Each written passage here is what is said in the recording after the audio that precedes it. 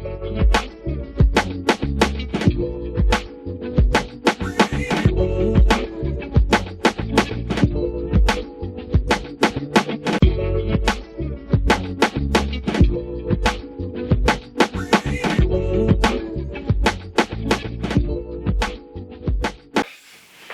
yeah, here I am. I'm Baba Mkuu Mzee, and I'm down here in the great Atlanta, Georgia area with another great Baba.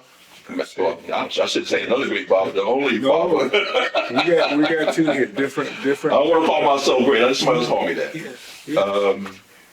I just want to say that I'm very, very happy to be here in the presence of my brother, Mwalimu Baruti. How you doing, brother? I'm doing good, and it's good to have you here in the house. Only certain people get in this space.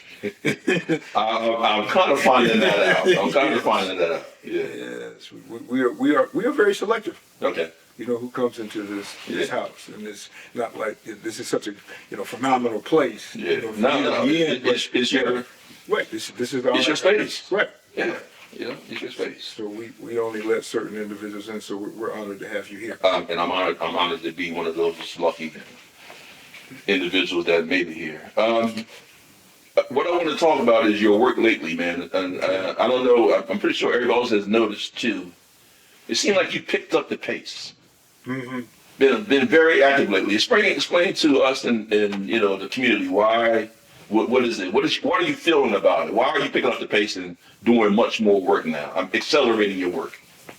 Well, I mean, it's interesting. I didn't think about that because at the beginning, my pace was going very fast. And then it slowed down. I think I saw that slow part. Yeah. And it slowed down. Now, it's not being in a state of desperation. No. It's more, I guess maybe 8-9 years ago, it really occurred to me what I'm trying to do. What I'm trying to do is to give warriors everything that I can so they can't leave saying, oh, well, there's no discussion of this, or we don't know about that, or that's not clear. It's like I want to leave here.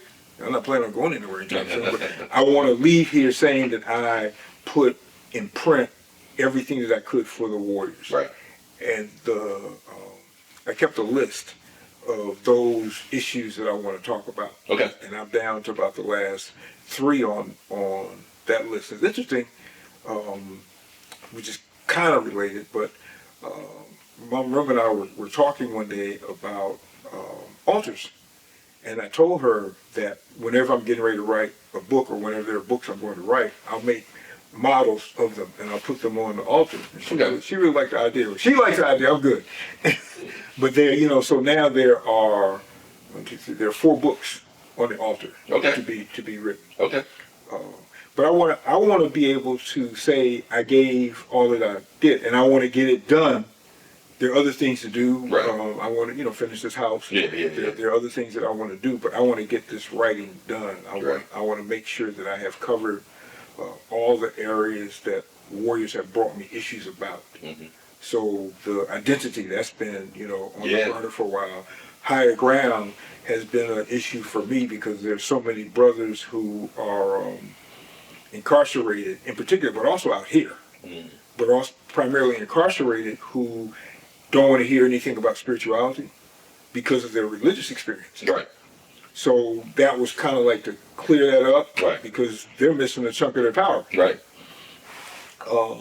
But it's also, you get waves of energy. When I was coming up, ran track, and you would, when you were doing the cross country, which I was a sprinter, but you do cross country preparation for it. And you get to that point where you're ready to quit almost, but that second wind kicks in and takes you through. For me, when dropping out of school, all the rest of that stuff, when I decided to go back, for me that was my third wind. Okay. So it's like now I feel like I'm in on fourth wind. I don't know where it's coming from. It's not a change of diet or anything like that, but I'm back doing things that I was doing when I first started writing that make that fit. if that's understandable, because understandable. yeah, it's writing is not just sitting down. It's an environment. It's the things that you do. For me, my best writing time is early in the morning. You know, before the sun comes up. There's no noise. You know, it's just me and my thoughts, and I can put those to paper. I have been getting up early, and I'm not setting the clock. And I'm not telling myself to get up early. Right. The body, like we were talking about earlier, the body saying, you know, you can lay here with your eyes open, or you can get up and get to work. Right. So it's that I guess that fourth wind, that last, well, I don't want to say the last piece of it, because other responsibilities are coming in now. So there are more people who are saying, you know, would you read this for me? Would you, you know, write this, you know, introduction to this? Right. So it's a shifting of the responsibilities. Right. And this began a couple of years ago. And it's like I'm saying to myself, well, if you're, because you're only elder in training, but you're going to be an elder in a couple, 3 years. So you need to start embracing the things that responsibility, which means you need to get rid of or get finished with those things that come with preparation for that. Right. When I become an elder, then I'm probably not going to do a lot of writing. Right. That should be finished. I should be looking at, you know, the next generation of writers. You know. What do you say to elders that come to the game a little late, like for me, for instance, and I've got some work done. I've managed to get some writing done. Okay. The last book I just did with Dr. Kilimanjaro, Our Leadership. And that needed to be done. Oh, okay. Those are the materials that need to be done. Not just because the young folks are looking for that. Right. But it needs to be done because we need clarity. We need clarity. Yeah. Clarity. There needs to be, you know, somebody over there is being contradictory, somebody over there is being contradictory. Right. Well, here's who we are. Yeah, I saw some work, and you know, one of the kind of people that throw names out there. You know, that's not the way we roll. And the people I deal with, we don't roll like that either. However, we did see some work with leadership, certain books, certain works that had Christianity dogma all intertwined in there, and all that kind of stuff. And I think we need to get away with it. You know, get away from that. You know, not that it's bad from a person's you know, their relationship with leadership and what they had, but if you're teaching the next generations of folk, of young people, you need to take that religious stuff out of there. You know, you need to take it in. Absolutely agree. And it's that thought started for me with, why are we stopping halfway back to who we are? Right. Why are we stopping at this religion? We should be Baat. That should be the foundation of all that we teach, all that, you know, all that we do. Right. And all the rest of this stuff, you know, the proselytizing, I can't work with that. You know, this is where our ancestors said. This is how they said it. This needs to be elaborated over and over. Right. You know, again, that doesn't mean that other people's ideas or their religion can't be a part, but there needs to be this body of literature that is specifically, clearly, uncompromisingly who we are from the beginning. Right.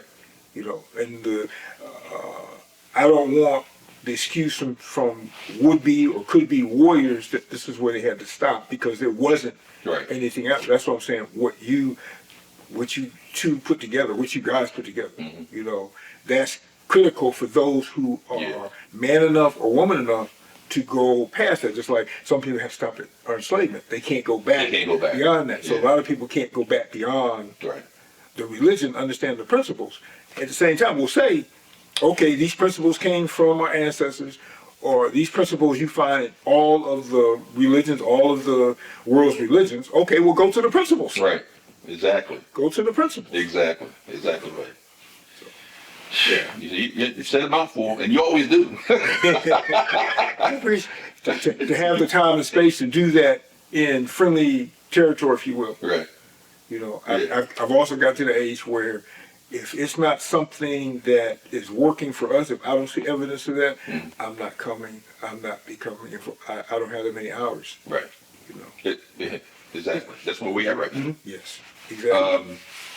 So, you know, before I go into this next, well, people already know. I always come with a bunch of topics, and we never go all over anyway. So we know. I enjoy the dialogue and discussion, especially with the guests and interviewees that I've had over the last several years. We just get into a back and forth, and it's refreshing because your mindset and my mindset and others that I know who are the same mindset, African standard mindset, we can have these kind of conversations. I have to worry about biting my tongue, holding my tongue. I'm not worried about my opinions. And sometimes I can throw some conjectures out there and some viewpoints and some opinions out there. And you and others who I know who are African centered in mindset can do the same thing. There's no attacks. It's just observations. Most of the times, 98% of the time, observations are correct. Right. You know what I mean? Sometimes we get it wrong, but 98, 99% of the time, the observations are correct. Because that's what we are. We are people who observe. Right. And elaborate on that, by the way. As warriors, how should we observe? One of the I want to say relative to something that you just said. When we have these discussions, there's a certain collection of things that aren't brought in because they're not African. Those things are not even discussed. Exactly right. So it sets the framework for you to have a good, sound, solid discussion. Right. And I would never even think about bringing that into the table. Not part of the conversation. Yeah. Observation is extremely important, and it's one of those, like silence, it's one of those extremely neglected aspects of a warrior's training. Our ancestors said the Greek language is one of noise and confusion. And we're part of a society that teaches our children to talk just to be talking, to not be able to be still. Okay, you talk to, when children would first come to Aqaba and we would have moments of silence, or I'd say, I need you to stop, think about this. They would, pretty much go crazy because that was not what they were used to. They were used to noise, they're used to constant movement. So the observation is in the mirror. That's, me, what Chuck D, attention is a new currency.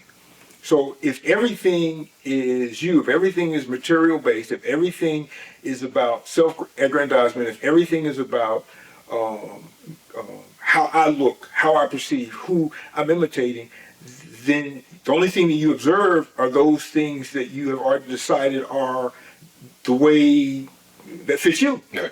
So you don't have room to bring in new information. I'm not talking about information that necessarily contradicts what you are. If you're African-centered or close to being African-centered, then there's going to be new information, but it's not going to contradict what you... Exactly. The best warriors that I have seen, they talk, but they don't talk meaninglessly. They don't just talk to be talking. When they're talking about something, then it's something serious. Right. It's something that needs to be dealt with. But most of the time you see them, they're at work. They're digging up the dirt in the garden.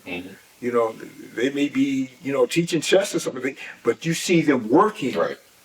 And we have adopted so much of our destroyers that it's not funny. So our idea of work has been developed into having someone do the work for us, and that's getting over on people. That's the new work for us. The idea that if I say it, then it has to be true, even if it's a complete total lie, because I say it.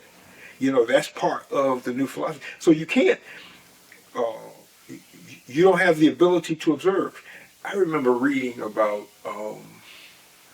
this group on the continent, from anthropology, going back a time, and these, it wasn't the Igbo, but these were iron workers. And in this community, the boys' rights was 7 years long. And in this rights, for that 7 years, they couldn't ask any questions. Okay. They were supposed to observe, study, think about what the blacksmith master was doing. And what the study concluded was that when the 7 years was up, they didn't have any questions, because all of that observing and thinking took them beyond what he was doing, because they were studying what he was doing. So now I see us where the children, and there's nothing wrong with questions, but they start asking questions before they've taken the time to observe. Exactly. And what made me really begin to think about that was dealing with young folk, and young folk don't raise themselves, so this is not blaming young folk.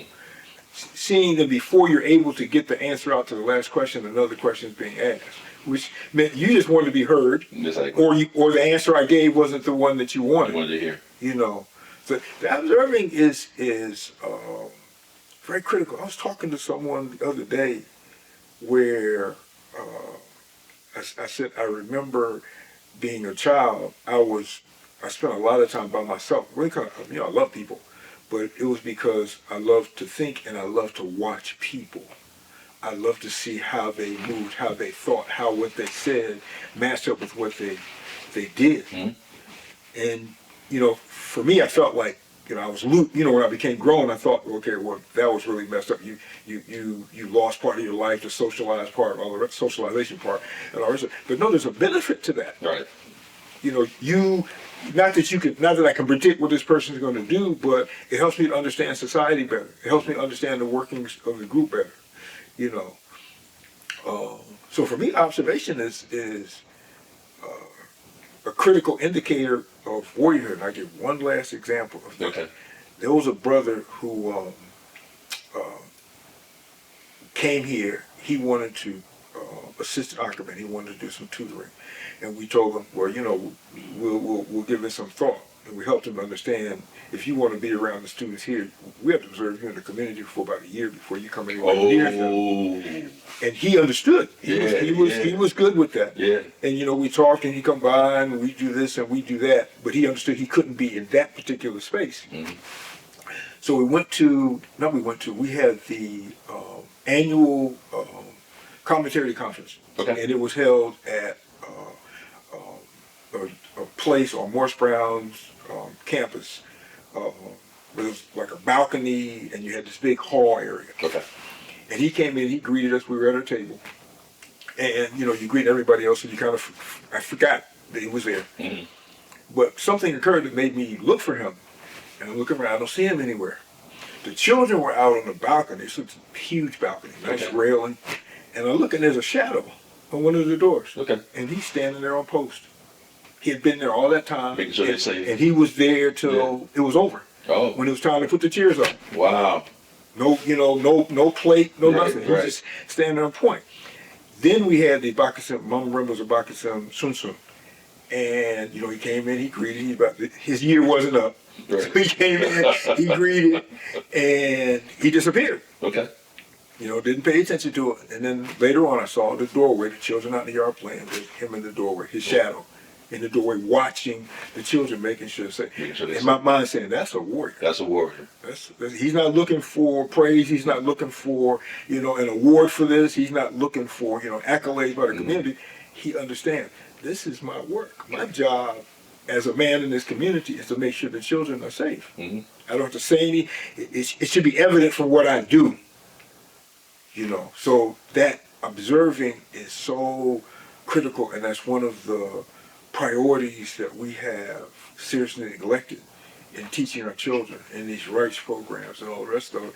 We have to move them to the point where, 30 years from now, I know that he's going to be taking care of the elders. I know that he's going to make sure if there's a sister leaving an event that she's not going to walk to her car safe. I know he's going to get that because he has observed men in action, or she has observed women in action.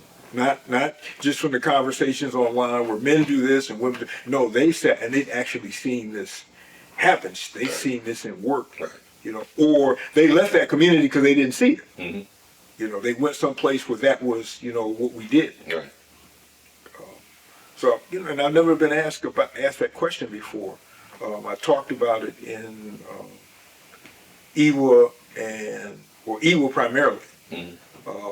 You find in a number of the books that talk about traditional African society, you see in there silence, and it's not always stated as observance, but you see those being pointed out as the two most important values in that community.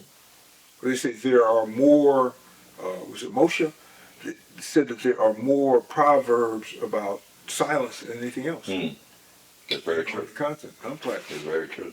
I wonder why. You know, we know why. We know why. We know the reason why. Right. It's great that you brought up the Ewa spirit. You know, it permeates everything that we should do. It should permeate everything that we should do. Everything, our existence should be around Ewa. And how can we be of service to first ourselves, loving ourselves. Indeed. You know, that would be the number one priority, and then our family, and then but how do we be an asset to our community, our African community? You know, we should not be a detriment to it, negative effect to it. You did it was a video done by this brother. I think a couple brothers that I know came here. Jeffrey Nicholson and I can't remember his name. He did most. the younger brother. He was doing the recording. Right, and then you had Amadeus.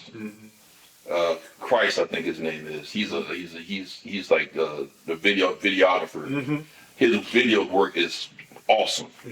Okay, that's what I was now on his production company called Seven.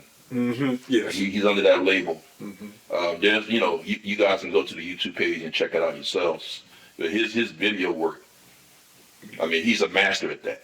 He's awesome, and the way he did your interview was beautiful. Now, the title of that was "Have We Become Them?" Yes. Okay. Can you just give us, people who haven't seen that?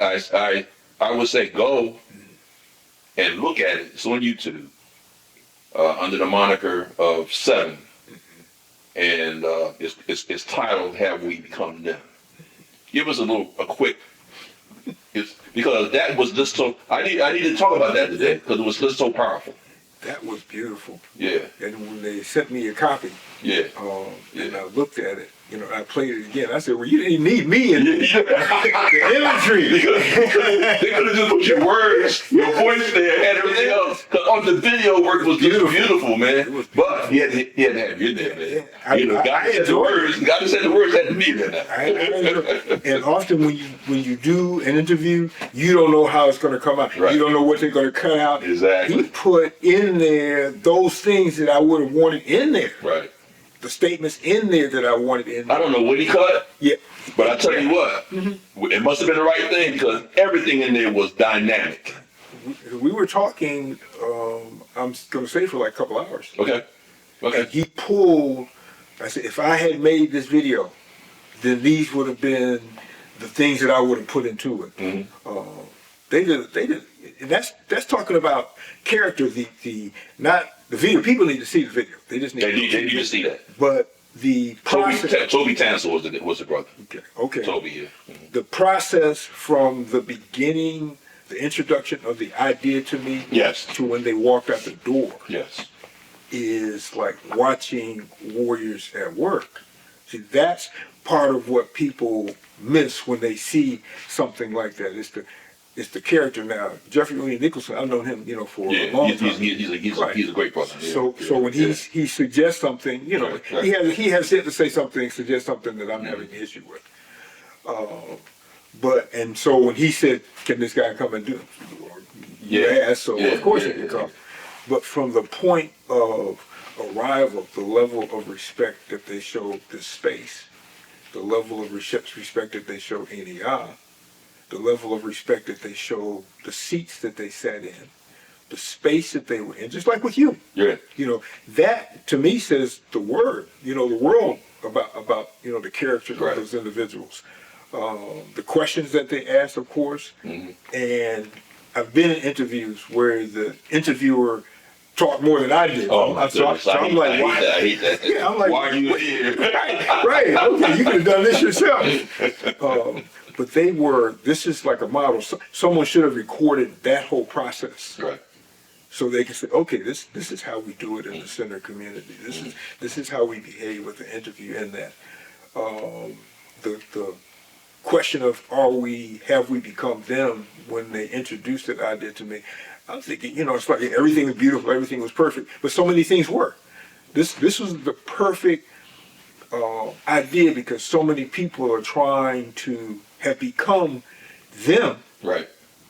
But, they still look like us, and we're not picking up on it. It's like we've been here long enough now under their foot, fighting so hard to become them, we don't recognize that we have accomplished that feat.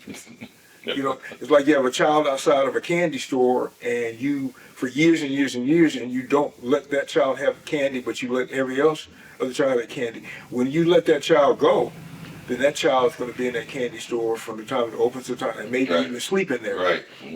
So like you've had us unable to become them for so long, with them being seen as the prize. Their insanity is being seen as the ultimate being of human. Right. And now that line, that wall has gradually come down, we have rushed at breakneck speed to become them. So it is a real question, and it's the kind of question that needs to be posed and answered so that those of us who have the courage, who have the insight, who have the vision to see what we're talking about, they have a clearer view of what it is that they don't want to be when they grow up. Right. I was very pleased with the topic. I was very pleased with the topic, and we got into great detail in terms of examples, and all that couldn't have been in the video. Like I said, he pulled. I should say they pulled, because I know they operated.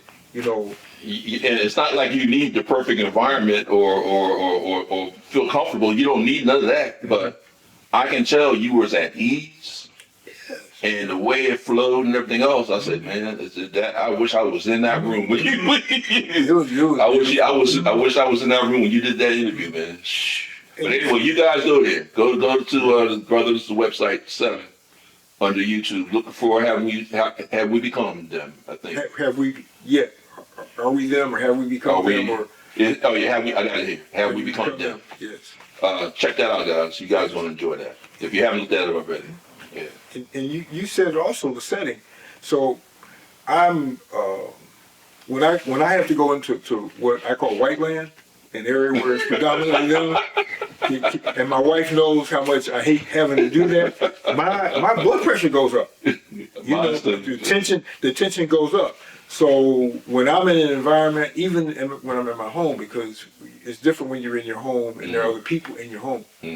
But when I'm in my home and I'm in the presence of warriors, I don't have to watch my back. Right. Exactly. I don't have to, if there's a sound outside, one of them is up to go see what it is automatically. So I can absolutely relax. Right. I can absolutely relax with people in my home. I know I can relax when I'm in my home because I know what to listen for, and you got the dogs and all the rest of it. But when you have people in your home and you can be, that relaxed, it says something about the people. That says a lot. That says a lot, man. It says a lot about those people. When you could go someplace. So the places I go now, that's more limited in terms of the travel, in terms of where I'm going. I need to feel comfortable. I remember hearing about from one of the brothers in New York, Doc Ben, getting knocked down. He broke his arm or something before he was put into the home. He broke his arm because some guy who was having issues with what Doc Ben said knocked him down. And I'm like, that's not something that elders have to be concerned about. I remember Baba Hannibal Afrique. There was a conference in D.C., beautiful conference in D.C. There was a conference in D.C., and he brought me there to speak with him. Okay. And we were packing up to go. And at that time, he had his rheumatoid arthritis was really bad. Oh, okay. Really, really bad, and he was limping. But he packed his stuff up. He wouldn't let anybody help him. He packed his stuff up in a suitcase, and he's ready to go out the door. Where are you going? And he said, airport, I gotta go home. And I said, how you getting to the airport? He said, cab's coming. And I'm saying, well, you're going by yourself. People know who you are. Exactly. You're going to get on the plane by yourself. There's no, that's that name. But he went on his way. I couldn't stop him. Right. I'll say, fussed at Mama Marimba for years because she would travel by herself. We said, Mama Marimba, people know who you are, and they don't like you. and you got fools out there who will do stuff. Yes, they will. You know, we finally convinced her. It was a collection of people. Finally convinced her to, you know, not go anywhere unless somebody's going with her. Mm-hmm. Next thing we know, she's back on the plane by herself. I mean, isn't independence a beautiful thing? Yes. But it can't become a dangerous thing. Yes. You know what I mean? I love people who are independent, though, especially women. Yes. Oh, absolutely strong. What we need, what we've always had. Yeah. What we've always had. But in this day and age, you've got so many of the elders who, you know, don't need to be alone, don't need to travel alone, because you have a lot of fools out here. Yeah.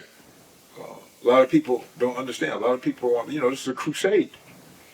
You know. Yeah, I want to talk about that after we get past this little section here. Now, you were talking about your reason. You know, I have your book, Your Reason.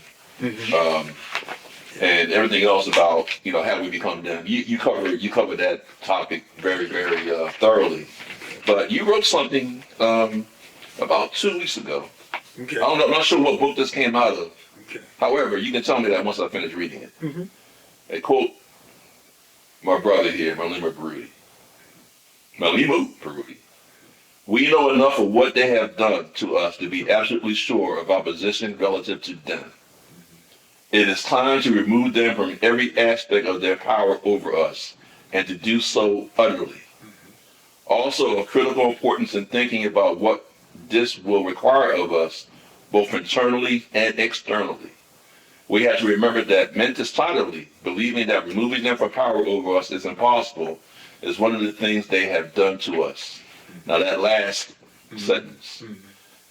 Believing that removing them from power over us is impossible is one of the things they have done to us. Absolutely.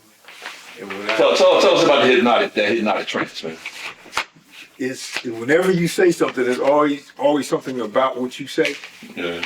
The memes that I make, the ones that I least expect people to really pay attention to and understand are the ones that tend to get the most attention, most conversation. Right. I really didn't expect people to pay attention to that, because a lot of people will run from the idea that something in my thinking is preventing me from doing the work that I need to do. Right. You can't be African. I mean, Amos Wilson. Okay. Over and over and over again. We're gonna talk about it in a few. Go ahead. It's the idea that it's not possible for you to be in power if someone else has power over you, especially someone who does not have your best interests at heart. That should be obvious. Right.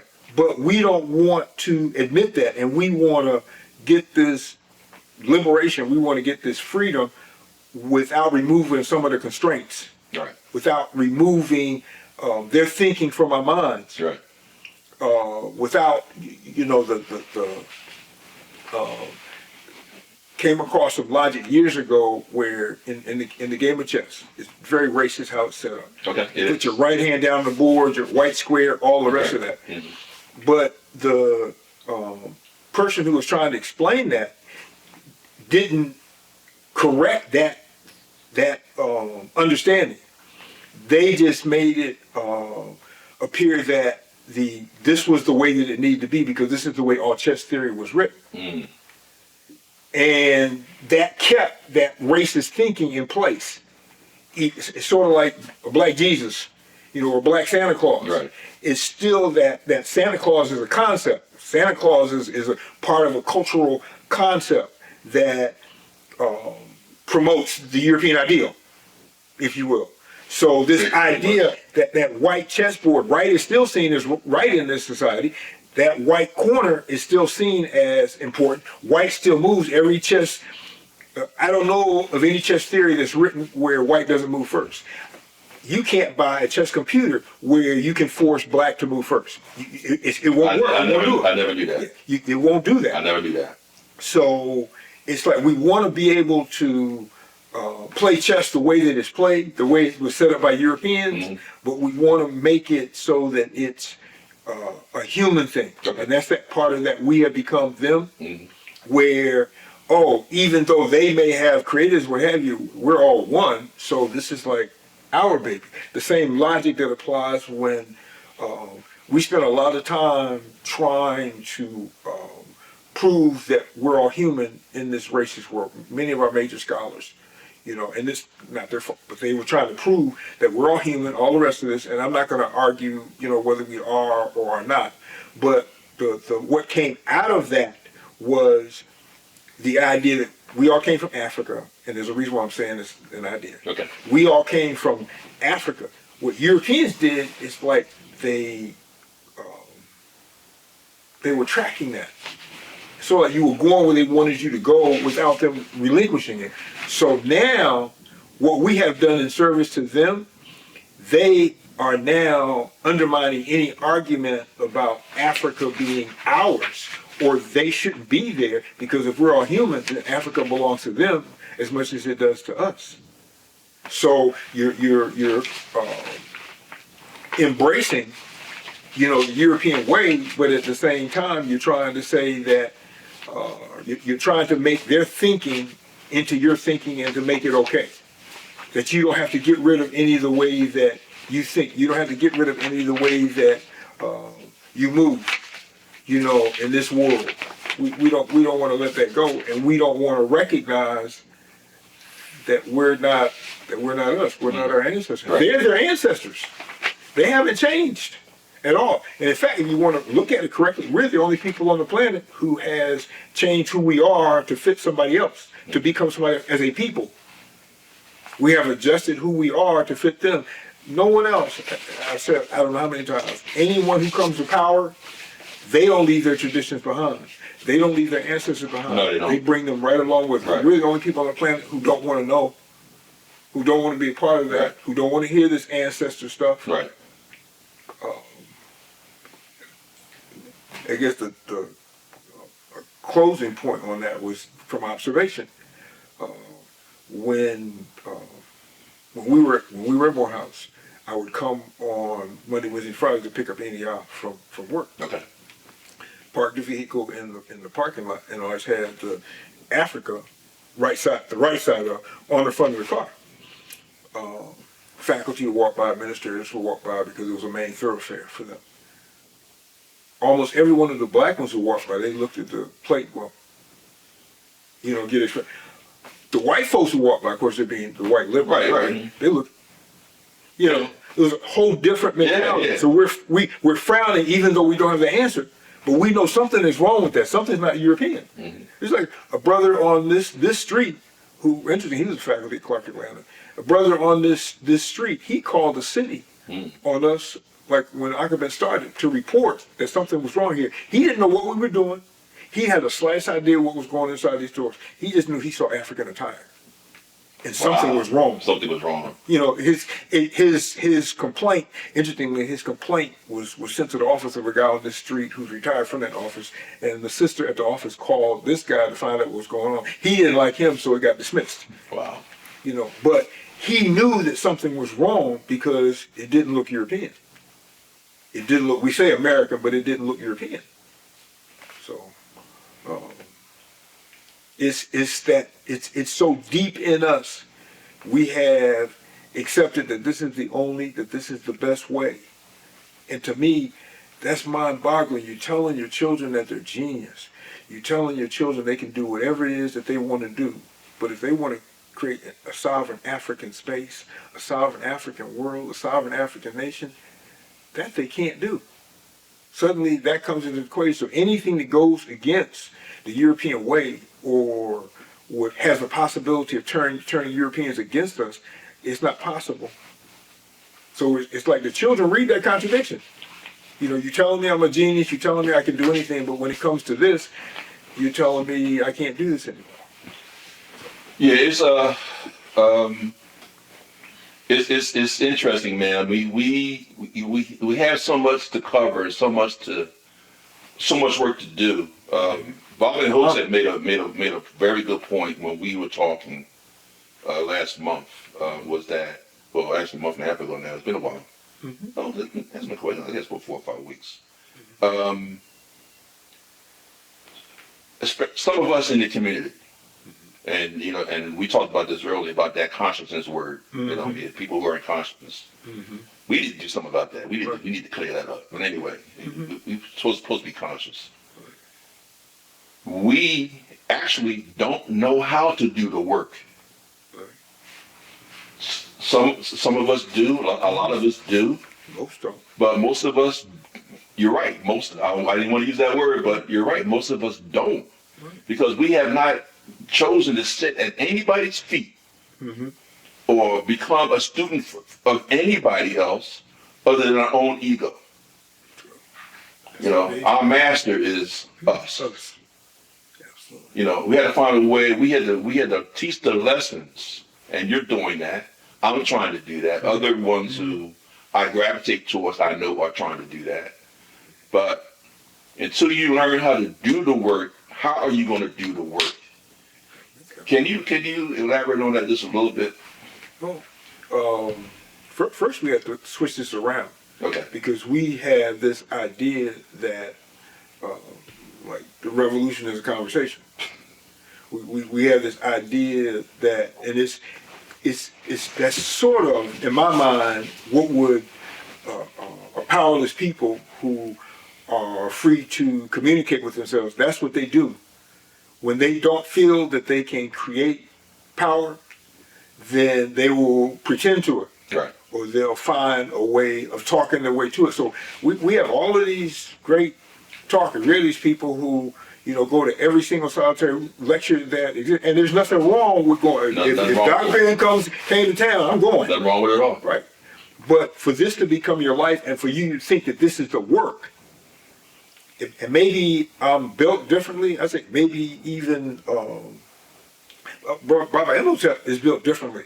Because the idea of work means that you go and you find those who need the assistance. You do the things in the community that makes it work. Right. You make sure that the children are safe. Right. You make sure that the women are safe. You make sure that the women have the safe spaces so they can do the work that they do for us. Exactly. Okay, that's the work. That's okay. The conversation comes as a result of you planning and making that happen. Right. You do. There is another African ethnic group that I read about where the conclusion was that the women, because they are the closest within the community, working with the children and the elders more than the men do. Not saying the men don't, but more so, that the women identify what is wrong because they're right there. They're right there. They see the work, and they tell the men what to do, and the men, in their genius, they do it. Yes. So it's not like, you know, one's above or one's below. Right. But the idea that your job is to make this work, and you don't need to be put on a pedestal to do that. Right. Your job is to do the work. That's what you're here for. Right. That's why you're on this planet, is to actually do this work. Somebody needs food, well, then you plow the fields. You make sure that there are no trees there. You remove the boulders. That's your job. Right. Not sitting and talking about, well, we need to buy that, and we need to do this, and we need to remove those boulders, and wouldn't that be wonderful for us to have that as a country? No, you do the work of making that happen. Right. You know, to me, that's manhood. That's basic fundamental manhood. There's a hole in the wall. You go fix the hole. You don't sit there and talk about, speculate, theorize on that hole. You go fix that hole in the wall. You immediately go to fix the hole in the wall. That's one of the things that we have loved, and I know this isn't a conversation about PLM or Brother Amos, but that's one of the things that has gravitated me toward that, gravitated ENI toward that, gravitated us toward that, because they're actually doing the work. Yes. If I was that age, you know, that would be like ideal. Okay, let's take over. Right. You know, these houses. Let's bring in brothers who are serious about the work. Let's bring in sisters who are serious about work. Bring them together. Right. Create us some families. Create us some complementarity. Create community events that speak to our culture. Yes. That speak to our spirit. Let's give folks who are clear on who they are a voice, a place for them to be who they are. To me, that's work. Jedi Shemsu Jehudi, Jacob Carruthers talked about this in Intellectual Warfare, where the European ideal, which I mentioned earlier, the European ideal has been the person who is the smartest, the person who is the best, the person who deserves the most honor in terms of work is the person who can get other people to do his work for him. Okay, that's the real worker, not the people who are actually doing the work. And we have adopted that policy in terms of how we're teaching our children. We have, talk on this for, we have forgotten the value of getting our fingers dirty, and we have passed that on to our children. Yes. We have spoiled them to the point, that entitlement, where they don't understand the value of work. And it's going to bite us in the behind. The capitalist system goes peaks and troughs. Yes. It goes ups and downs. So people have argued in the academic community, you know, we've been on this serious downward spiral since the mid-'70s. We haven't reached the bottom, and the only reason it hasn't really become evident is because of credit. Yes. We're using money that's not ours. Right. So once that stops, once that ends, then you're going to start to really see the issues. So we go back, and we were talking about this in our story class yesterday. When you go back and you look at that bottom from before, like the Great Depression, when you look at that, white men were hungry. White men were in the soup lines. White men were eating the watered potatoes. Okay, I don't know what the white women were doing, but I know I saw all the pictures of lines of white men. Right.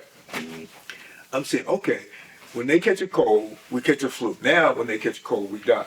So what happened to all these black folks? These white folks, no job. These white folks, no money. These white folks, barely any food. These white folks. I said, how did we survive that? How did we? Because we were connected to the land. Yes. We knew how to grow food. As long as you have food, you know, you can. And I'll tell the folks, you can't eat your Lexus. That's right. You can't, you can't eat that Mercedes. You can't eat that Benz. You can't eat these things. And we don't have the skills to survive. So this time, it's going to be real different. Yeah, that's funny, because until the Industrial Revolution came into play, and then of course World War II, when you had industries become just boom, Factories, yeah. Yeah, everything just exploded. That's when we left the land and went to the urban settings to look for those jobs. Yes. And which was not a bad idea. No, you know what I mean? but still. You know what I mean? Because at that point, everybody couldn't. We were multiplying to the point where families, were trying to figure out how they was going to survive. Some of us still had gardens too. At the same time, When we came to exactly, we brought that with us. Yes. Yeah, we brought that with us. And then of course, like you said, once you got into the 70s, is when we started. Is when we hit. Yes. Matter of fact, I think that coincided with that heroin. Oh, very much so. When that hit the communities, which was obviously on purpose. When they hit that community, that was our first, drug, scourge was that heroin. We hadn't seen that before. And people, shooting up and stuff like that. Of course, we had worse things that happened since then. But I want to talk about rage, and it ties into what we already talked about already. When you talk about rage, you're talking about what is this? It's emotional. It's very emotional. You know what I mean? We don't know. Sometimes we don't know where the rage comes from. Right. You know what I mean? We have a lot of people who are running around mad and angry at every damn thing and everybody. So even though Dr. Amos Wilson talked about it,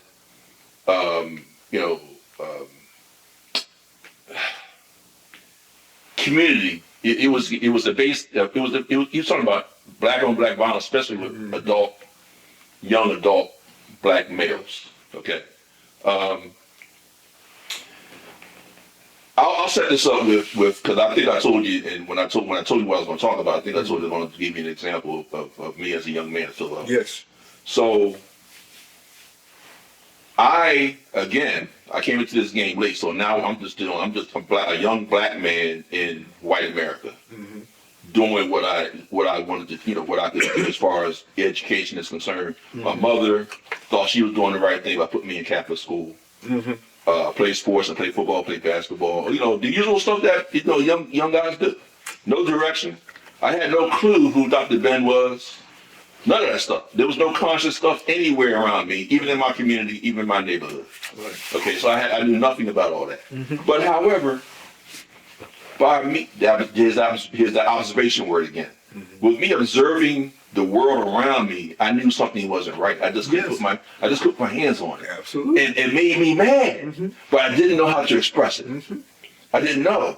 So I would literally walk down the street of Center City, Philadelphia. You know, because I got tired of having to get out the way of white people walking down the street. Because I was always the guy that got out the way. Mm-hmm. Okay. You know what I mean? Okay. So after a certain point, and then of course I got exposed to Islam. Okay. Okay. That made me even more angry. Okay. Because you know about the Ansarul Allah community? Mm-hmm. Your boy Almighty? Mm-hmm. You get it? Yeah. The so-called Dr. York? Yes. Okay. We didn't know who Dr. York was at that time. Mm-hmm. But Almighty ran the Ansarul Allah community out in New York, but he also had a temple in Philadelphia. Okay. So I got exposed to that temple in Philadelphia. Okay. I read the materials, I read the pamphlets, all that stuff. And I just got more angry, I got more angry because I saw that the white man was the devil. Mm-hmm. You know what I mean?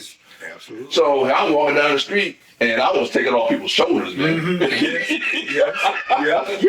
I was a big dude anyway, and I was rocking shoulders, man. I mean, women, white men.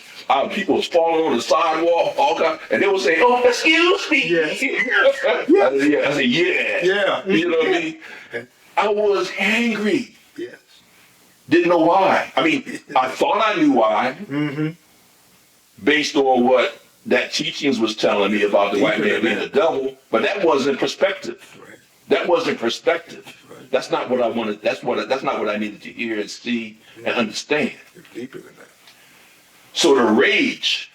So the difference with me, and I'm talking about personality also to how we built. Mm-hmm. Responsibility was always a big thing for me. Okay. And I knew that I couldn't just go out and just kill somebody. Right. You know what I mean? So I had to direct my rage in a different way. Mm-hmm.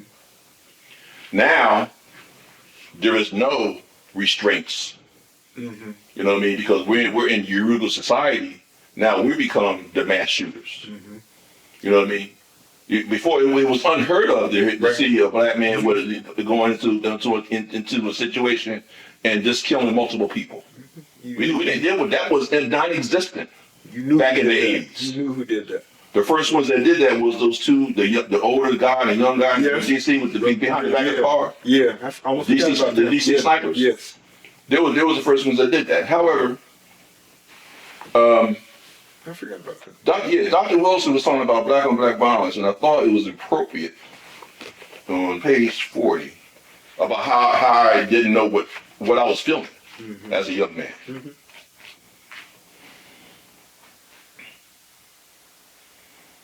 Okay. This is obviously black on black violence. Dr. Amos Wilson, the great ancestor. Hence, we look at, and this is page 45, creation of the black criminal. Mm-hmm. Has nothing to do with, I'm not talking about the creation of the black criminal, I'm just talking about this particular section here.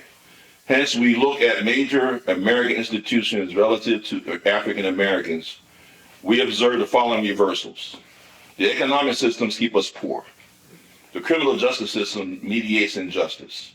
The educational establishment creates ignorance and intellectual incompetence. The family institution breeds broken homes and illegitimate children. The health and welfare system catalyzes sickness and administers health care neglect. The lifespan of African Americans is actually decreasing.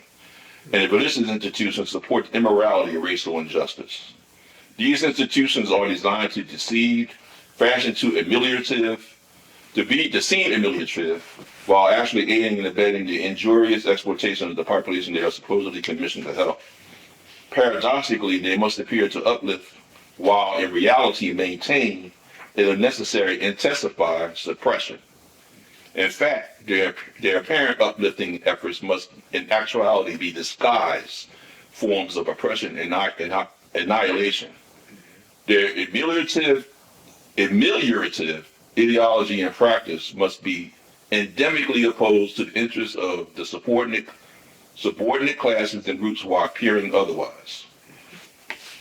So he's talking about a society of white America that puts out this face of justice, but at the same time are doing just the opposite.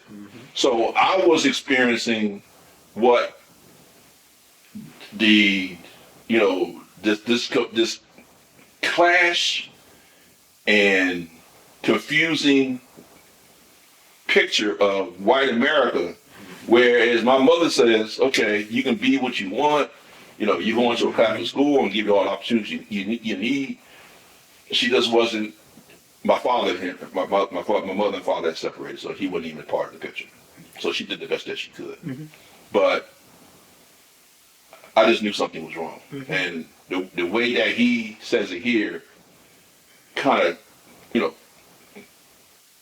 explains it and makes it more clear. Mm-hmm.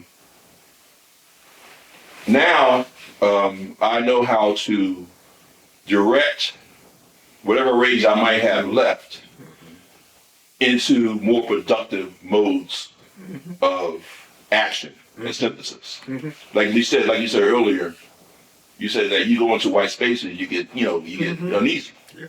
And before I would be angry. I'll just be total. I'll really hurt somebody. Mm-hmm.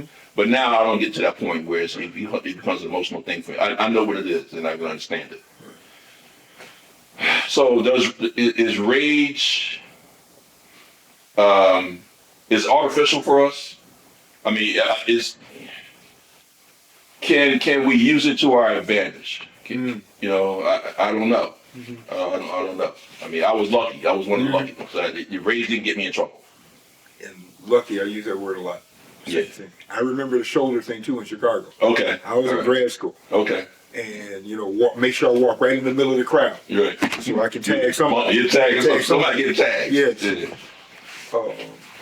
When you were talking, what immediately came to mind was the statement that Malcolm made about, sometimes he has a walk at night and think, and I can remember walking at night. I can remember sitting, walking on Lake Michigan. I can remember walking around the Mary student dorm, just walking. I'm not talking and people speak. I'm like, I can't believe that we're in this situation. And I can't believe that I didn't see this before. And I'm angry. When I wrote a sophomore, I wrote a section in there which talked about a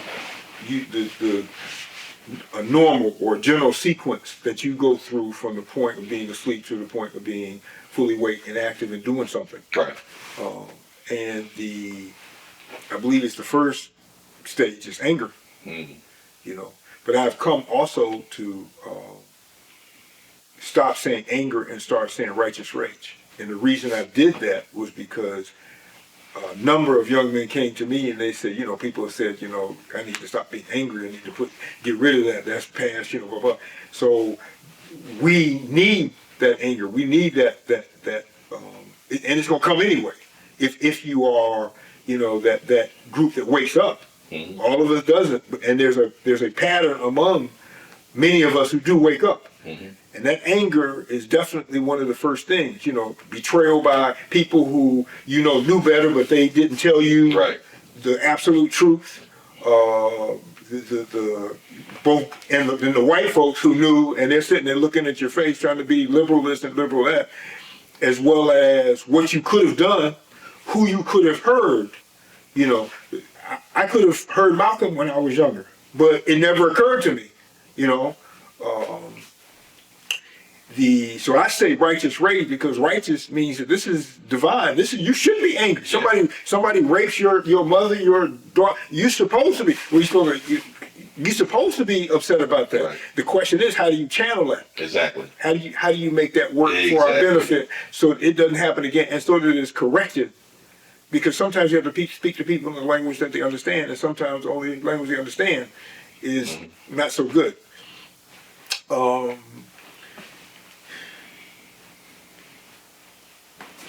If I look at it plainly, the first thing that occurs to me is that we are given our emotions for a reason. We're born with them for a reason. It doesn't come out of the blue. They serve a purpose. Right. So when I was young, even into the military and beyond, my temper got me into a lot of trouble. I lost stripes, lost money, Article 15s, all the rest of the good stuff when I was in the military. And it didn't stop there. I just didn't have any direction for it. And I hadn't, when I was in the military, I hadn't started reading anything. There was no one around me to tell me, and I never saw anything that would make me look in that direction. And it got me into a lot of trouble. But as I began to realize the faults in it, that blind rage, I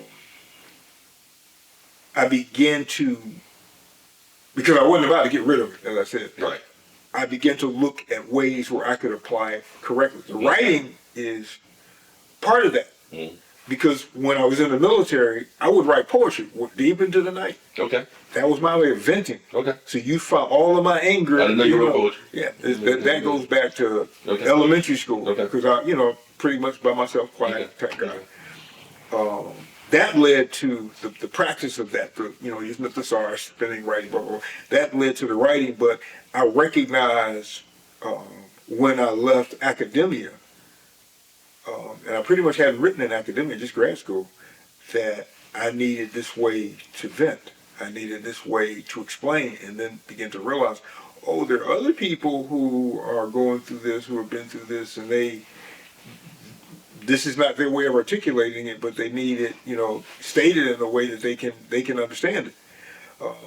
I don't think that we need to get rid of it. Okay. In any way, shape, form, or fashion. I think that we need to take that rage and channel it in building ways. One of the, when my father transitioned almost 40 years ago now, when my father transitioned, my mother, she went into, we caught back into their funk. And she was out of it for like a year, a whole year. When she began to come out of that, the advice to her was get busy. Find you something constructive to do so your mind will not, be focused on it. If we take that rage and we apply it to work within the community, I think we'd probably be amazed at what we would build, especially the young men. I agree. What they could build. They could take that rage and put it into their work, okay? Got to cut that tree down, put that rage into that axe. Take that tree down, of course, after you ask the tree permission to be cut down, but, put that energy into that rage. I think that we need, I think part of the issue, we know that it's not being productive, so we think that we just need to get rid of it. Right. It's working against us, it's hurting other people around us. Instead of thinking, okay, this is part of me, how do I control it? And at the same time, put it into something productive for us. Right. I would never get rid of my temper. Okay. Somebody comes to this house at 3 o'clock in the morning. I need that. Right. Somebody approaches me out in the parking lot. That's true. I need that at that point in time. That's true. But I also need to work on it to a degree where I can control it and they can't see it, because that's a symbol or signal to them. It's like, I'm warning you. Right. Warriors need to understand, they know, they see you as a threat. They understand that you're a threat. So they can't know that you know until it's too late. Right. So you have to have that kind of control over your rage. But it also needs to be reframed within the context of righteous rage. And of course, that righteous rage is only going to be the product of study, of understanding the magnitude of seeing the patterns, of seeing the work that you need to do, Right. of taking those long walks at night, and saying, man, this is horrible. Yeah, it is. Our situation. Without that taking over and saying, well, we can't do anything about it, we've lost. No. That's all I'm in a second. We're in a bad situation. I'm not going to say water it down. Exactly. I think our task is not so much quote unquote revolution, revolutionary. We're going to overthrow the government type stuff. I'm not concerned. We're not seeing people. Yeah. People take it. They take it to the extreme and take it the wrong way. We're not even talking about none of that kind of stuff. Our revolution has to be within our community. Yeah. You know what I mean? And Bob, you got to help me with this, man, because I'm stuck on this one. How do we reach the young people? Because we know the rage is there, the right, it's righteous, but it's being directed in the wrong way. And now it's getting worse. Now they're getting a hold of these guns, and it's getting worse. how can we have them change their priorities and change their values? Is there going to be a replacement for the hip hop? It's only part of it. Only part of it. I'm not blaming hip hop. Replacing hip hop, replacing the media, replacing the games, the violent games, replacing all these different things, all these images and stuff that they're subjected to. What can we give them to replace that? And then we can work on their rage. What do you? I'm stuck there, man. I don't know. First, I think we need to stop saying what we can't do. And Okay. You haven't said anything we can't do. Okay. First, we need to stop saying what we can't do and start thinking in terms of what we need to build. Okay. Because we have to build something for them to be a part of. Okay. We have to build spaces, physical spaces, for them to come and do what they do. And we see those are productive. When you create a space and young black folk, they say those who are willing, because all of them aren't going to be willing. Some of them just give it up. Some of them just, you can't save everybody. That's true. But there need to be spaces for those who say, well, I know something that's horribly wrong, and I know that this street stuff doesn't make any sense, and so, okay, what's this over here? This What's going on over here? Yeah. We have to be, I really begin to think about that a lot when I begin to communicate with brothers who were incarcerated, begin to communicate with me. And a number of them were getting out. And a number of them were saying, well, okay, you're in Atlanta. Is there any place, is there a community of brothers and families I can become a part of? Some work I can do there, I can get started. And that's, been under development here in Atlanta. But the first thing that occurred to me is that these brothers who have, served their time, they've awakened up. Some of them have said, yeah, I did what I was in here for. But, I've learned. When they come out, they have to feed themselves. They have to feed their families. They have to buy clothes. They have to have shelter. They're going to be in our community. And proximity is the most important indicator of criminal behavior. Yes. You rob those who, are close to you. Right. So if they can't get the things they need to eat, the clothes that they need to buy, not want to buy, but need to buy to feed their families, then they are going to revert. I would. Yeah. They're going to revert back to this criminal behavior, and we're going to become the victims. Right. So even if it's for jealous reasons, even if we don't care about these people, then we need to set things up in such a way so that they can be productive within their own community. We need to create these factories, these businesses, for them to produce whatever it is that we need them as a community to produce. Right. They need to do. The same thing applies to the young folk. Okay. What they say, they're going to burn the village down for warmth. So there needs to be, we need to, instead of being scared of them, afraid of them, we need to establish those spaces, those places, those institutions. And the community needs to recognize that. I know brothers who are trying to do that. I know sisters who are trying to do this. But one of the main things that is preventing them from doing it is they're not being funded by the community. Right. The community doesn't see a need for that. They're still thinking along those lines of your reason where if these guys were criminals or these young folks, because they see the young folks as criminals, these guys are criminals, then let the prison system take care of them. We don't have responsibility. And the more we move away from being African, the more we move toward that, we're all human in this raceless mess, then the less we're going to see them as a priority. Right. The more important it's going to be for the state, which we see as ours, to lock them up to keep us safe. We have to build these institutions or support these institutions who are doing this work, whether they're doing it in after school or they're doing it on the weekend or they're doing it full time, however they're doing it. If it's a gardening situation, if it's a construction situation, whatever it may be, we have to find ways to do this so that we have all of these, I'm focused, of course, on men. We have all of these men out here who have skills, who have talents. For sure. But they're not passing them on. They're not passing them on to these young folk, these young boys. They're not taking them in as apprentices. You know how to lay some bricks? Well, next time you got to lay some bricks, take that boy with you. So there's a guy online now who is doing different things and projects in this community with his son. And he's not the only one. There's another one, Andre Freeland, who is one of the brothers who work, with his son. Andre Freeland. He's not the only one. He's here in Atlanta. Okay. But what he did a lot of work, construction work on houses. But wherever he went, his boy went with him. Hold the drill. If he couldn't drill, hold the drill.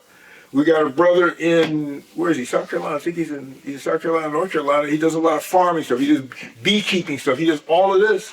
His boy is right there with him doing this work. He's not at some camp someplace, No, he's actually doing the work. The son sees, which like we're farming our children out. Those of us who do that, we're not taking those skills. I've had people come to me and say, well, I want my child to learn how to play chess, but I don't know chess. I said, well, read the chess primer, learn the basics, teach him the basics. While he's learning the basics, you go and get, more advanced than that. Then you have something else to teach him, on and on and on. Right. It's like we don't feel that we're capable of teaching our own children. So we farm them out to people who have the opposing interests to our empowerment. Not just, I'm not Shalana, I don't care what you all do. No, opposing interests. So they're going to train our children like they've done everywhere to work against us. Right, exactly. To turn completely and totally against us. I don't see it as impossible. Part of the problem also is that when they become centered, I really hate that word conscious. When people become how it's used in this context, in our community, when people become centered, they bring vestiges, they bring bits and pieces of their socialization as pseudo-Europeans with them. So part of their dismay is that the community is not behind. I'm talking about that we need to build. Then those things aren't a part of that. So what we build wouldn't include any of that. Right. And what we're building, what we're sustaining, doesn't include any of that. Doesn't include any interracialism. Doesn't include anything that works against the movement toward African sovereignty. That ideal. And there's nothing wrong with that being an ideal. And there's nothing wrong with that being, our goal, our primary goal. Yeah. Establishing that. If we can do anything, yeah, that's the same thing. Or you can do everything, you're a genius, but you can't build African sovereignty. There's a contradiction in there somewhere. Right. That's true. And Wilson talked about that behavior of young black men. And I believe that was in Black on Black Violence also, where this is in a way it's positive in the sense that it gives these this is the way these boys find their esteem. Right. This is the only place that in many cases society has left them. The only spot, the only place they've been allowed to do, and we have to correct that. If we know that this is the only option that they see is available, then we need to provide them with another option. If they don't choose another option, we can't do anything about that. Yeah. But that option should be there. That option should absolutely be there. We have study groups, where those shouldn't be just study groups, they should be work study groups with the plan of taking what's in that book and applying it, right, not only in their lives, but in their community. Yeah. So we talk about, black on black violence, okay, well, then what are we building? Yeah, I like how not only that the Black on Black Violence, but in his other book, the Adolescent, yes. Understanding Black Adolescent Male Violence, he gets really, really specific and detailed in here about the psychology behind it, and behind the rage I was talking about, and how it can be, misdirected, and not having a direction to whatever. So, before we wrap it up, I wanted to bring up just one last point of mental health in the community, and now to go to a more extreme level of this, this whole thing about about the Wendy Williams thing. Yes. Where it's a sad commentary for her. I don't even know if a lot of was in that documentary was really, exaggerated or what. But I do know that there is such a thing as drug and alcohol induced dementia. You can't anywhere. Yeah, you can't get that. You can't get that. But dementia it can also occur at advanced ages and stuff like that. So mental health becomes an issue at the later stages of life, whether it's drug induced or whatever, so just naturally occurring. So we are not doing enough in the community, centered, conscious, whatever, of planning the care of our older citizens, our elders, especially when they're dealing with a mental illness, a cognitive illness. Even worse there. When cognition is impaired to such a extent, they need somebody to help them. So we're so quick in this community, conscious, centered, whatever, African, we throw our parents right into the damn nursing home or whatever. Yes. So I think that we probably should have more discussion on why it's so important of taking care of our elders at the very advanced stages of life, and why it's so important for us to cherish and take care of them. I know you don't disagree with that, but no, and we used to did not, and it wasn't mostly because we couldn't afford it. It was because our concept of family was different. Right. Our level of selfishness was different. Right. And this putting them away and all the rest of it. This coincided with a lot of people not wanting to have children, because that's going to take away from my ability to buy, spend on all these wants. These things are happening at the same time. The 70s was pivotal. Yeah. I think about, and we know this, in the center community, we know this. In the conscious community, I would say to a degree, we know this. We've looked at major scholars, major warriors, people who work for us. How you gonna have somebody who gave their life to your people, gave everything to your people, and he died in abject poverty? Right. How can you, and you call yourself, a people, a community, something to be proud of? Right. I'm other people, I'll be laughing at you. And they are laughing. Yes. They've been laughing at us. Yes. Fools following us, and and even if you thought like us, you don't have the ability to do what we do. Right. We have to, the resources that we have, we need to start building that. That idea needs to be put out. We have a number of very, very good centered psychologists, therapists. We have some good ones. They're so overwhelmed with people who are having issues at the young ages. I'm sure that for the most part, they really haven't given thought in terms of practice or creation of whatever needs to be created to handle the old folks, because you have so many people who are coming in this direction, and so many people within the center community, conscious community, who are having serious mental issues that have to be resolved by them. But that needs to be put out on the plate. That needs to be discussed. This is the first time that I've heard somebody, and to be on here, but this is the first time I've heard somebody really bring that up. Right. And I talked about a teeny bit in center, but I was coming from the angle of the elders' need to be willing to sacrifice more to set an example, because they're the oldest, they have the least to use, and they're supposed to be the best model of what it means to be us. Right. I have seen some changes, but they're small, and they're very small relative to the bigger problem that you're talking about. So it's sad that bad situations have to create this, but that's the way it is. Funerals bring people together. Right. When the big snowstorm came to Atlanta, which was comical because these folks just don't used to snow. Was it 1 or 2 inches? Leaving their cars on the side of the road, all kinds of. I was sitting here enjoying the show.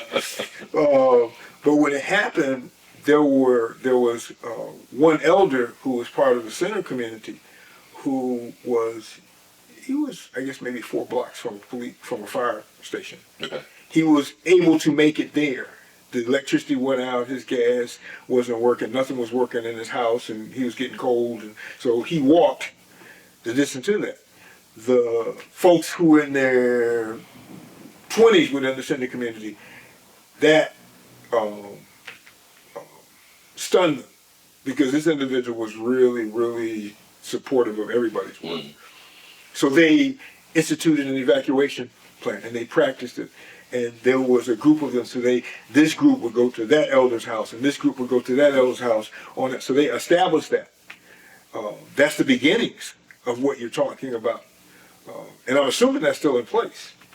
But, that should be part of the warrior's responsibility. That should be something that's introduced in the rights programs when we're dealing with youth, so they can, by the time they come of age, they understand that that's a responsibility, and that's Right. part of what they set up for the elders. I don't think I've seen that in the rights program. Yeah. And none of the ones I've read, I've seen. I haven't seen that in there. And we need to start including that. To me, and that's in the just the last book, Rights Fundamentals. In there, one of the things that I emphasize is that there needs to be a service component. We need to change the nature of our rights programs. It's not about, you carrying a log, getting a dashiki, getting an African name, and learning how to drum, and being able to call off 3 generations of your family. We're supposed to be, Bob was saying, you could talk about a lot. He talked about how, the major difference between those who look African, those who have the pretense, the facade of being African, and those who train the children to be African. And most of these rights programs are not training these children to be African. They're training them to maybe look African, but they're not training them to be African, and that means that you train these people to think like Africans, to understand that part of being African is a service component. Your job is to look around the community, see what needs work, not see what needs play, but see what needs work, see who needs assistance. That's communalism. Okay, and there's absolutely nothing wrong with communalism. They have made it appear there's something wrong with it. Absolutely nothing wrong with communalism. My ancestors practiced that for thousands and thousands and thousands and thousands of years. European society hasn't even been in existence anywhere near, and it worked for us exceptionally well. Right. So that needs to start there. It's going to take a long time, I'm not going to say 100 years. If we get to it, maybe 30, 40 years before that starts to become part of the idea of being a community, where, we're not discarding the elders like the people who we're modeling ourselves after do. We're taking care of them. Of course, there can be situations, medical situations, where the person can't be in their home. They have to be in that, but that's not the norm. That's not the average. That's fairly unusual. And we have doctors in the community. So we need to take bartering to a whole other level. Okay, we have doctors in our community. We have people in our community who need assistance. What do these doctors need taken care of so that they can take the time that they would be doing that to provide that service within the community? Right. Okay. So, to me, the simplest example, okay, that doctor lives in a house. The house has a lawn, got hedges, got windows, got driveway, all that needs to be done. So every week when that doctor comes home, free of charge, the landscape should be beautiful. The windows should be clean. The inside of the house, if that's what they want, should be clean. Dinner should be made, what have you. Then they can spend the time that they will be doing that, providing assistance in the community. For me, the last example on this, when we were really doing Reconstruction, and after that, we were developing schools. We had schools before that, but we were developing schools. And small towns of us were developing schools, but they needed teachers. So they take the smartest child, the one who had finished high school, or was in the process of finishing high school, and send them away to maybe get a piece of education, and they would pay everything that child needed, everything that adult needed. And the agreement was, of course, then we had some integrity to our words. That person's responsibility was to get the best education and to become the town teacher. Okay. And when the person came back to the town, there was a house waiting for them. There was a car, if there was a mechanic in the community, an old car had been put back together for them to get around with. The children brought them breakfast to school. Children brought them lunch to school. Every day of the week, they ate dinner at somebody else's house, one of the people in the community's house. So they were always fed. They had a place to live. They had a place to, and all they did was spend all their energy educating the children to the best of their ability. Right. These things work for us. Right. I don't see any reason why, the community concept, I don't see why that just education piece can't be corrected fairly quickly. Right. We got all of this wisdom in the community, and it's being, kicked to the curb when they turn 70, 80, 90. Yeah. We got to reverse it. The center community's got to present a different image of character of what we're supposed to be. If you're doing your best to provide a model of what it means to be a good man or a good woman to your children, if they go in the opposite direction, you've done your best. Right.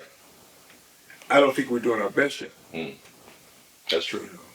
Yeah, it's amazing, man. Even when you brought the example of Dr. Ben, even when he passed, the family didn't do the right. Well, they didn't want to do the right thing with his library. You know what I mean? And I don't know what happened to Dr. John Henry Clark's library. Same part of his library went to the Woodruff Library in the Central Atlanta University Center. Okay. And went in special collections. But the European Jews, and I'm going to put this directly on them, the European Jews, they didn't like John Henry Clark because he explained their contribution, their participation in the transatlantic slaves. Right. So what they did was they didn't put the security in his park. So students in the Atlanta University Center were walking out with parts of John Henry Clark's collection until a number of faculty in the Atlanta University Center stepped in. But I mean, chunks of it were gone by then. Right. So just like I know Dr. Ben's library, part of this went to the nation. Well, they changed their mind after that. Oh, really? Yeah. So what I understand is that they still haven't decided what they wanted to do. Wow. But they changed their mind at the last minute. It didn't go to the Nation of Islam. Wow. It didn't go to them. Yeah. That's, So it's still, like I said, if we had those values in place beforehand, we wouldn't have this conundrum right. of what we're going to do with our ancestors. The most valuable asset is their libraries. Absolutely. And their writings, obviously. So yeah, man, it's been fantastic. I really enjoyed the conversation, the discussion. I'm glad you had me down. Yeah, I enjoy your presence. This is good for this room. You are the third person since this room has been finished. You're the third person to sit in this room with us. All right. You're the third. Two sisters in the community at different times have come. No. You're the second. And you corrected me on that because the first is she didn't sit in this room. She sat over there. Okay. You're the second person to sit in this room. Okay. So to us, this is this is the room of mine. Yeah. It feels great in here. Man. It feels great. And this is what this room was designed for. Yeah. For those of us who think like Africans and sit down, everything from weddings to conversations. Right.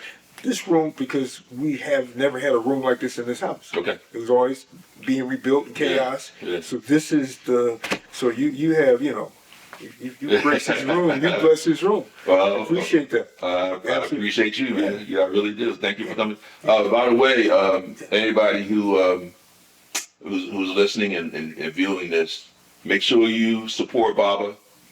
McCovenHouse.com. Yes. Your works, all your works are there, and everything else. And if you can send a donation his way, I'm pretty sure you can the Cash App and the Yahoo. Yes. Well, not the Yahoo. The PayPal. Either one. Yeah, I'm gonna have that on the video description. And then of course with me, I have the Art of Leadership book out. Yes. With Dr. Tdka Kilimanjaro. Pocket size, as it needs to be. Yeah, pocket size. Mm-hmm. But there's a lot of good information in here. So yeah, I mean, thank you guys for tuning in, and hopefully I'll be back and we can do this again. Absolutely, Bob. I appreciate you being here. We appreciate you being here. Right. Thank you. Abibifahodie. Abibifahodie. And that's something when I got my